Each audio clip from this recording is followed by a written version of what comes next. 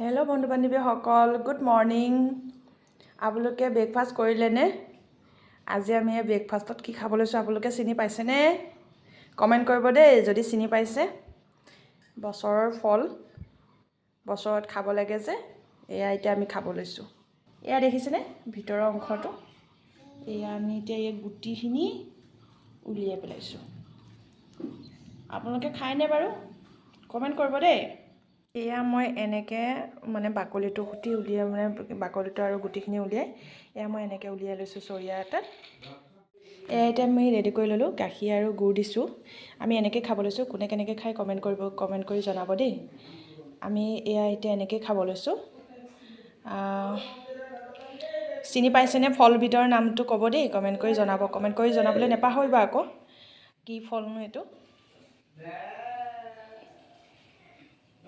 Bye bye.